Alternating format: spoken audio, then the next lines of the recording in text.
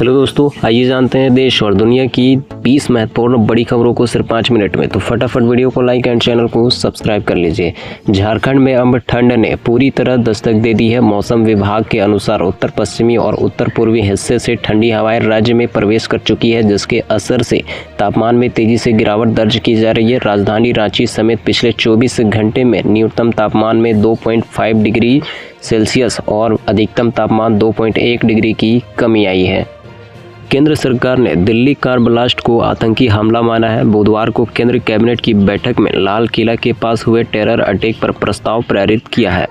Video में आगे बढ़ने से पहले वीडियो को एक लाइक और चैनल को सब्सक्राइब जरूर करें। आपका एक लाइक करने में आपको कुछ नहीं लगता, आपका एक लाइक हमारे लिए बहुत ही महत्वपूर्ण है, इसलिए वीडियो को एक लाइक जरूर करें।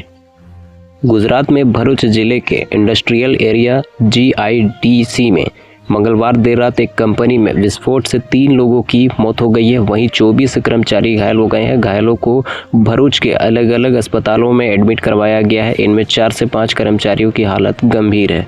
मुंबई से वाराणसी आ रही एयर इंडिया एक्सप्रेस की फ्लाइट को बम से उड़ाने की धमकी मिली। तत्काल फ्लाइट की वाराणसी के लाल बहादुर शास्त्री इंटरनेशनल एयरपोर्ट पर इमरजेंसी लैंडिंग कराई गई है। सुरक्षा एजेंसियों के अधिकारी और बम स्क्वाड तुरंत मौके पर पहुंचे। सभी यात्रियों को सुरक्षित उतारा गया। जांच के दौरान फ्लाइट में टॉयलेट में एक टिश्यू पेपर मिला जिसमें लिखा था बम गुड बाय। आगरा में कंगना रानौत के खिलाफ किसानों के अपमान और राजद्रोह का केस चलेगा। स्पेशल जांच MP MLA लोकेश कुमार की कोर्ट में बुधवार को सुनवाई हुई। इसमें कोर्ट ने कंगना रानौत के खिलाफ दायर रिवीजन याचिका स्वीकार कर ली है। कोर्ट ने कहा है जिस निचली अदालत ने कंगना रानौत के केस को खारिज किया था, अब उसी कोर्ट में सुनवाई होगी। इससे पहले 10 नवंबर को कोर्ट कंगना रानौत के वकीलों की बहस सुनने के बाद फैसला सुरक्षित रख लिया था। कंगना के खिलाफ BNS की धारा 356 और 152 में केस चलेगा। मुख्यमंत्री हेमंत सोरेन ने बुधवार को झारखंड मंत्रालय में आयोजित मेगा रक्तदान शिविर में रक्तदान कर राज्यव्यापी स्वैच्छिक रक्तदान महाअभियान का शुभारंभ किया। यह अभियान झारखंड राज्य की 25वीं वर्षगांठ के अवसर पर शुरू किया गया है, जो 28 नवंबर तक पूरे राज्य में चलेगा। मुख्यमंत्री ने रक्तदान को महादान बताते हुए कहा कि आपका दिया रक्त किसी जरूरतमंद की जिंदगी बचाने का कारण बन सकता है। सभी राज्यवासी इस अभियान में बढ़ चढ़कर हिस्सा लें और मानवता की मिसाल पेश करें। राजस्थान में जयपुर, सीकर और भीलवाड़ा में स्टील कारोबारी से जुड़ी कंपनियों पर आयकर विभाग ने छापेमारी की। इन तीनों शहरों में 35 ठिकानों पर बुधवार सुबह से टैक्स चोरी को लेकर सर्च किया जा रहा है। आयकर विभाग के सूत्रों के मुताबिक स्टील कारोबारी से जुड़ी कंपनियों में बड़े पैमाने पर टैक्स चोरी को लेकर सूचना मिल रही थी।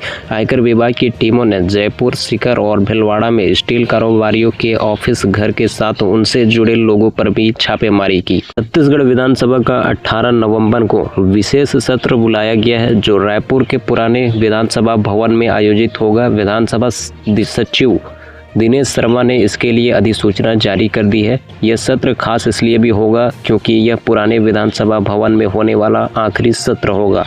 इसके बाद आगामी शीतकालीन सत्र नवा रायपुर के नए विधानसभा भवन में आयोजित किया जाएगा। बिहार की बड़ी खबर, तेजस्वी यादव ने प्रेस कॉन्फ्रेंस की। उन्होंने कहा कि मतदान बदलाव के लिए हुआ है, लिख कर रख ले। 14 नवंबर को महागठबंधन सरकार आ रही है। वहीं बक्सर में एक महिला ने मोबाइल के लिए अपने 3 बच्चे संग सुसाइड कर ली। बिहार के नालंदा के ग्रेक प्रखंड के ईसापुर प्राइमरी स्कूल में हुए हादसे को टाला जा सकता था अगर प्रशासन समय रहते प्रधान शिक्षक की चेतावनी पर ध्यान दिया होता। 3 महीने पहले दी गई सूचना के बावजूद कोई कार्रवाई नहीं हुई और आखिरकार वही हुआ जिसका डर था। स्कूल के छत के मलबे में दबकर 6 बच्चे जख्मी हो गए हैं। स्कूल के हेडमास्टर जितेंद्र कुमार ने जुलाई 2025 में ही ग्रेक प्रखंड के BIO को आवेदन देकर बताया था कि स्कूल भवन पूरी तरह से खराब हो चुका है और कभी भी गिर सकता है। उन्होंने बच्चों और शिक्षकों की जान को खतरे की बात कहते हुए तत्काल जांच और कार्रवाई की मांग की थी। शौचालय और पेयजल की समस्या का भी उल्लेख किया गया था, लेकिन इस पर कोई कार्रवाई नहीं हुई थी। देश में हर नागरिक को आधार नामांकन जारी करने की शुरुआत को 15 साल हो चुके हैं। इस दौरान 142 करोड़ से अधिक आधार कार्ड जारी हुए हैं, लेकिन 8 करोड़ से ज़्यादा धारकों की मौत के बावजूद 1.83 करोड़ कार्ड ही निष्क्रिय हो पाए हैं।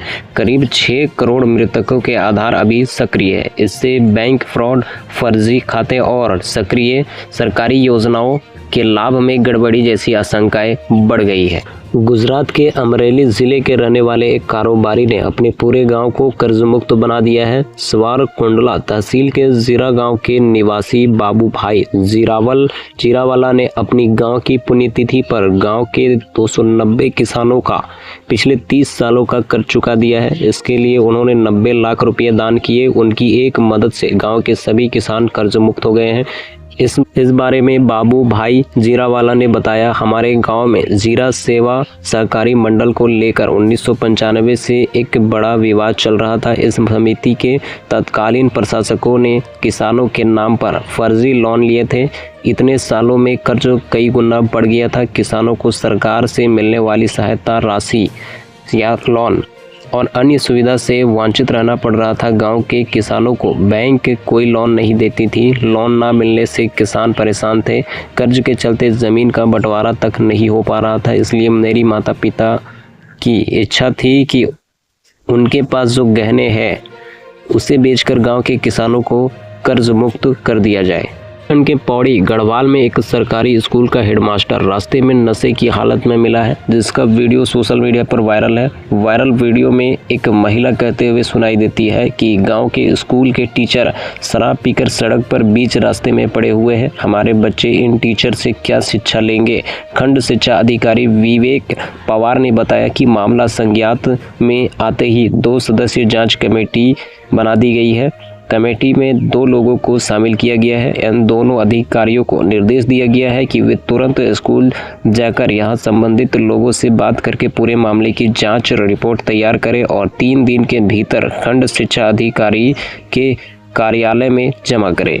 हाल ही में मध्य प्रदेश के कटनी जिले में 14 साल के एक बच्चे के साथ दर्दनाक हादसा हुआ है। उसने जैसे ही घर में फ्रिज का दरवाजा खोला, जोरदार धमाका हुआ है और उसका चेहरा पूरी तरह झुलस गया है। पड़ोसी ने तुरंत उसे अस्पताल पहुंचाया, जहां डॉक्टरों ने बताया कि उसके चेहरे की 108 हड्डियां क्रैक हो चुकी थी। करीब 2.5 घंटे चले ऑपरेशन के बाद डॉक्टरों ने उसकी जान बचा ली। फिलहाल उसकी हालत में सुधार है। यह कोई पहला मामला नहीं है। इससे पहले मार्च 2025 में राजस्थान के सिरोही जिले में भी ऐसा ही हादसा हुआ था, जहां फ्रिज के सामान निकालते वक्त कंप्रेसर में ब्लास्ट होने से एक युवक की मौत हो गई थी। इन घटनाओं से साफ है कि फ्रिज जैसी रोज़मर्रा घरेलू चीज़ों का गलत इस्तेमाल जानलेवा साबित हो सकता है। इसलिए ऐसी हादसे से बचने के लिए फ्रिज के इस्तेमाल के दौरान कुछ सावधानियां बरतना बेहद ज़रूरी है। झारखंड कैबिनेट की बैठक मुख्यमंत्री हेमंत सोरेन की अध्यक्षता में बुधवार को हुई। यहां विधानसभा शीतकालीन सत्र 5 से 11 दिसंबर तक आयोजित किए जाने की स्वीकृति दी गई है। साथ ही भारतीय कृषि अनुसंधान परिषद, राष्ट्रीय मत्स्य आनुवांशिक संसाधन ब्यूरो लखनऊ के अनुरोध में देसी मांगुर को झारखंड की राजकीय मछली घोषित करने के प्रस्ताव की मंजूरी दी गई है। हरियाणा के पंचकुला में रह रहे पंजाब के पूर्व डीजीपी मोहम्मद मुस्तफ़ा के खिलाफ एफआईआर करवाने वाले शमसुद्दीन चौधरी की मुश्किलें अब बढ़ती नजर आ रही है। शमसुद्दीन चौधरी को डीआईजी हरचरण बुल्लर का दलाल बताते हुए शिकायत सीबीआई को सौंपी गई है। पंजाब में मलेरकोटला के अनवर महबूब ने बुधवार को एक शिकायत डीजीपी विजिलेंस ब्यूरो पंजाब व एसपी सीबीआई चंडीगढ़ को सौंपी। इसमें कहा गया कि शमसुद्दीन चौधरी आईपीएस बुल्लर के लिए दलाली करता था, जो बुल्लर के घर पर कबाब भी पहुंचाने का काम करता था। चंडीगढ़ के सेक्टर 44 में सुबह सैर पर निकली 83 वर्षीय बुजुर्ग महिला को एक युवक ने गन दिखाकर लूट लिया। आरोपी महिला के कान से सोने की बाली झपटकर मौके से फरार हो गया। मामले में थाना 34 पुलिस